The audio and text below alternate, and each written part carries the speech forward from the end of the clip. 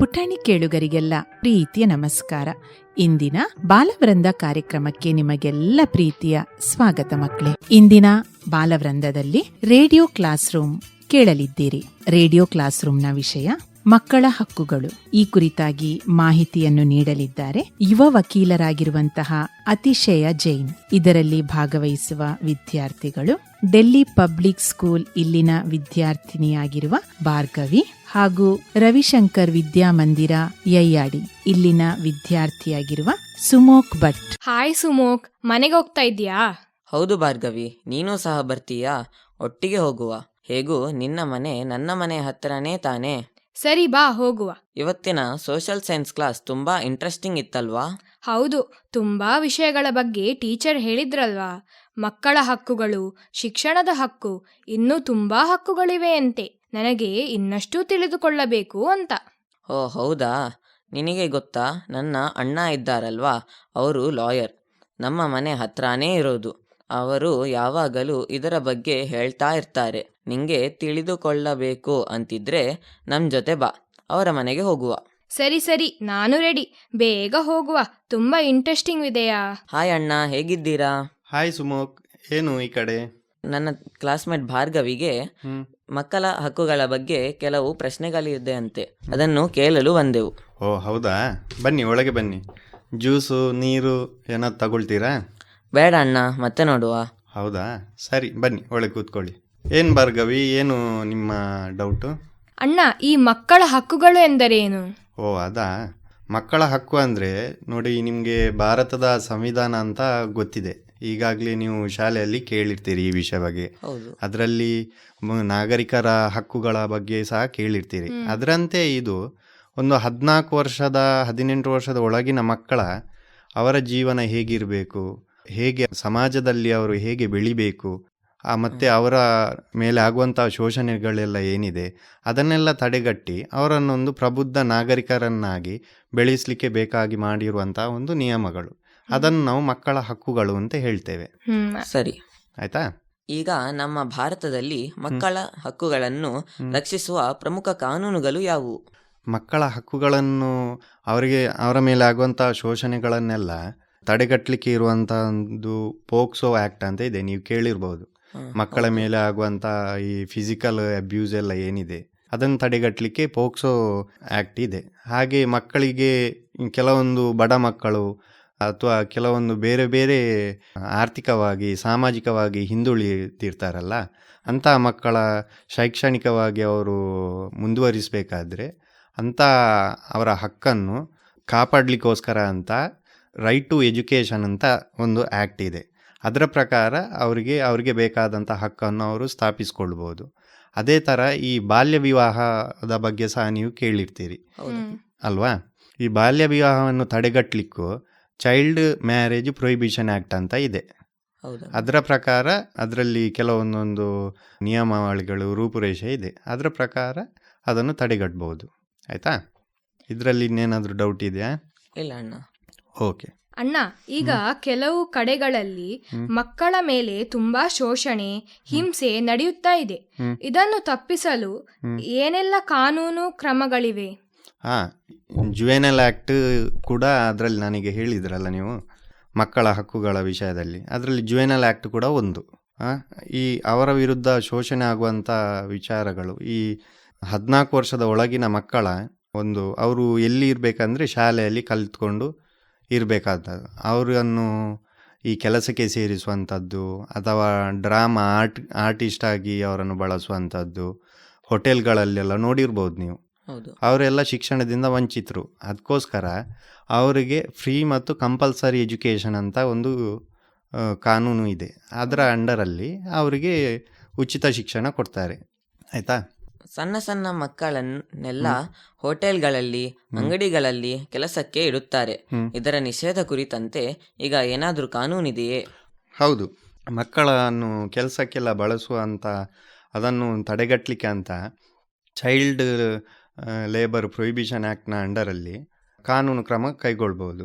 ಈಗ ನಮ್ಮ ಭಾರತದಲ್ಲಿ ಮಕ್ಕಳ ಹಕ್ಕುಗಳನ್ನು ರಕ್ಷಿಸುವ ಪ್ರಮುಖ ಕಾನೂನುಗಳು ಯಾವುವು? ಭಾರತದಲ್ಲಿ ಪೋಕ್ಸೋ ಆ್ಯಕ್ಟ್ ಇದೆ, child prohibition of child marriage act ಇದೆ, ಹಾಗೆ ಚೈಲ್ಡ್ ಲೇಬರ್ ಆ್ಯಕ್ಟ್ ಇದೆ, ರೈಟ್ ಟು ಎಜುಕೇಷನ್ ಆ್ಯಕ್ಟ್ ಇದೆ. ಪೋಕ್ಸೋ ಆ್ಯಕ್ಟ್ ನೀವು ಕೇಳಿರ್ತೀರಿ, protection of child from sexual abuse ಅಂತ. ಇದರ ಅಂಡರಲ್ಲಿ ಈ ಮಕ್ಕಳ ಮೇಲೆ ಆಗುವಂಥ ಲೈಂಗಿಕ ದೌರ್ಜನ್ಯ ಇರ್ಬೋದು, ಮಕ್ಕಳನ್ನು ಅಶ್ಲೀಲತೆಗೆ ಬಳಸುವಂಥದ್ದು, ಇದೆಲ್ಲ ತಡೆ ಹಿಡಿಯುವಂಥ ಕಾನೂನು. ಹಾಗೆ ರೈಟ್ ಟು ಎಜುಕೇಷನಲ್ಲಿ ಮಕ್ಕಳಿಗೆ ಫ್ರೀ ಹಾಗೂ ಉಚಿತ ಹಾಗೂ ಕಡ್ಡಾಯ ಶಿಕ್ಷಣ. ಇದರಲ್ಲಿ 14 ವರ್ಷದ ಒಳಗಿನ ಮಕ್ಕಳಿಗೆ ಪ್ರತಿಯೊಬ್ಬರಿಗೂ ಉಚಿತ ಹಾಗೂ ಕಡ್ಡಾಯ ಶಿಕ್ಷಣ ಸಿಗ್ತದೆ.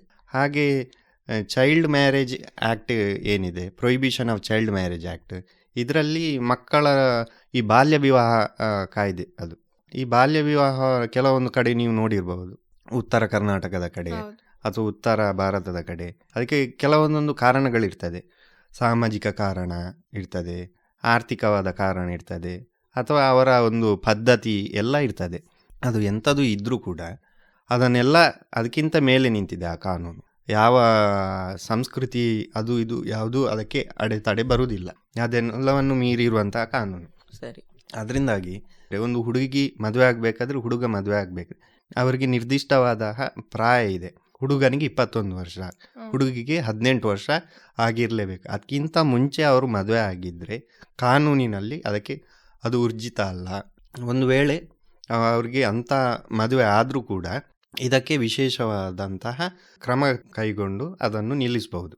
ಹಾಗೆ ಮತ್ತೆ ರೈಟ್ ಟು ಎಜುಕೇಷನ್ನೇ ಹೇಳಿದಲ್ಲ, ಮತ್ತು prohibition of children from child labouring, ಅದರಲ್ಲಿ ಕೂಡ ಶಿಕ್ಷಣದಿಂದ ವಂಚಿತರಾದಂತಹ ಮಕ್ಕಳನ್ನು ಕೆಲಸಕ್ಕೆ ದುಡಿಸ್ಕೊಳ್ಳಿಕ್ಕೆ ಬಳಸುವಂಥದ್ದು. ಈ ಪ್ರೊಹಿಬಿಷನ್ ಆಫ್ ಚೈಲ್ಡ್ ಲೇಬರ್ನಲ್ಲಿ ಏನಿದೆ ಅಂತಂದರೆ, ಯಾವುದೇ 14 ವರ್ಷದ ಒಳಗಿನ ಯಾವುದೇ ಮಕ್ಕಳು ತಮ್ಮನ್ನು ತಾವು ಕೆಲಸಕ್ಕೆ ಬಳಸ್ಕೊಳ್ಳುವಂಥ ಇಲ್ಲ. ಹೋಟೆಲ್ ಅಲ್ಲಿರ್ಬೋದು, ಕಾರ್ಖಾನೆಗಳಲ್ಲಿ ಇರ್ಬೋದು, ಅಲ್ಲಿ ಮಕ್ಕಳನ್ನು ಬಳಸುವ ಹಾಗೆ ಇಲ್ಲ.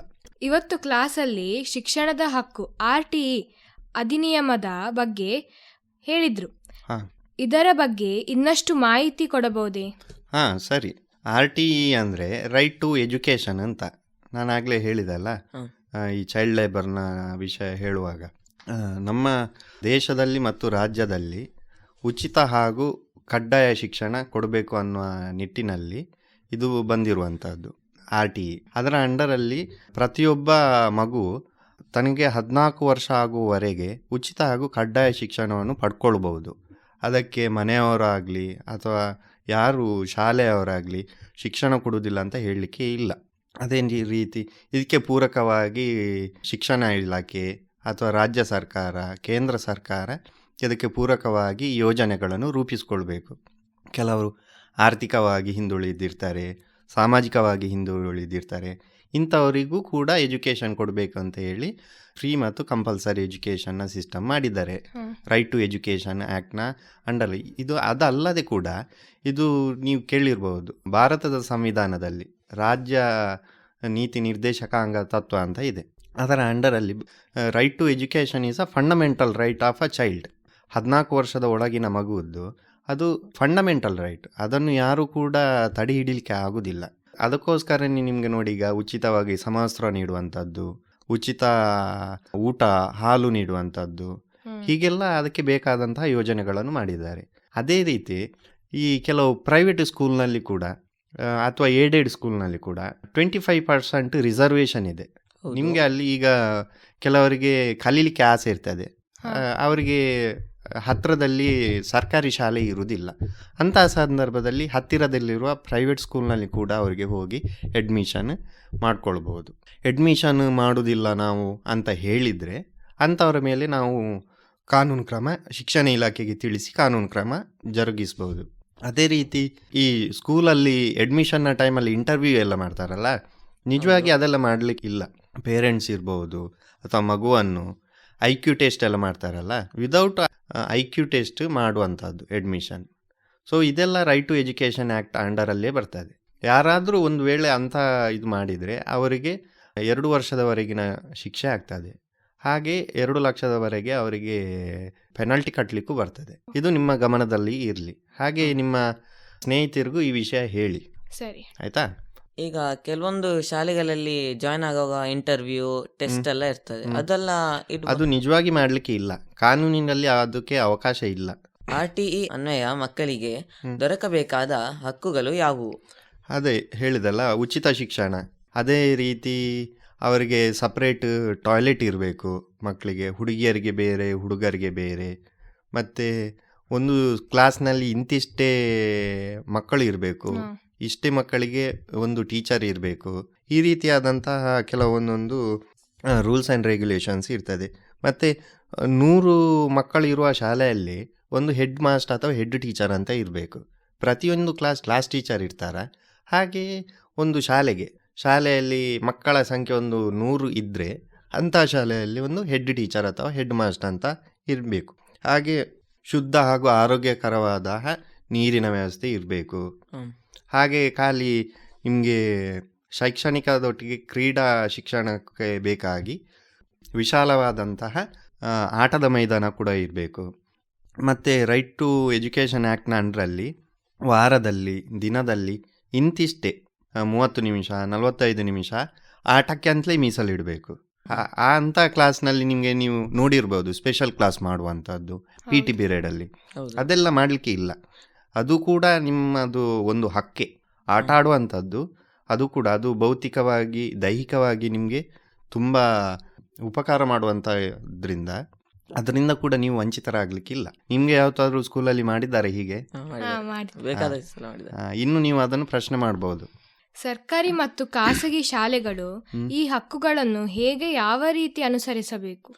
ಸರ್ಕಾರಿ ಹಾಗೂ ಅನುದಾನಿತ ಅಥವಾ ಖಾಸಗಿ ಶಾಲೆಗಳಲ್ಲಿ ಪ್ರತಿಯೊಂದರಲ್ಲಿಯೂ ಕೂಡ ನಾನು ಹಾಗೆ ಹೇಳಿದ ಹಾಗೆ 25% ಈಗ ಏಡೆಡ್ ಮತ್ತು ಪ್ರೈವೇಟ್ ಸ್ಕೂಲ್ಗಳಲ್ಲಿ 25% ರಿಸರ್ವೇಷನ್ ಅಂತ ಇರ್ತದೆ.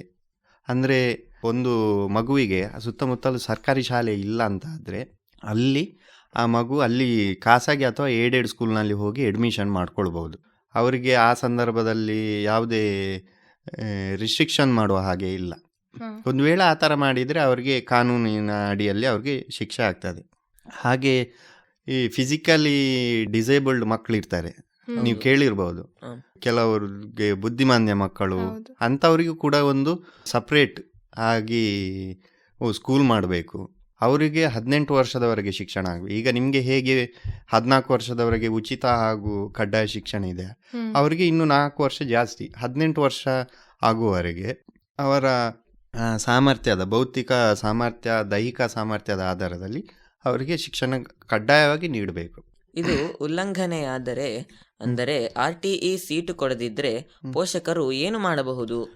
ಇದರ ಬಗ್ಗೆ ಶಿಕ್ಷಣ ಇಲಾಖೆಗೆ ಅಥವಾ ಶಿಕ್ಷಣ ಮಂತ್ರಿಯವರಿಗೆ ಅಥವಾ ಬ್ಲಾಕ್ ಎಜುಕೇಷನಲ್ ಆಫೀಸರ್ ಏನಿರ್ತಾರೆ ಅವರಿಗೆ ಈ ಬಗ್ಗೆ ಲಿಖಿತ ದೂರನ್ನು ಸಲ್ಲಿಸಿ ಕ್ರಮ ಜರುಗಿಸಬಹುದು.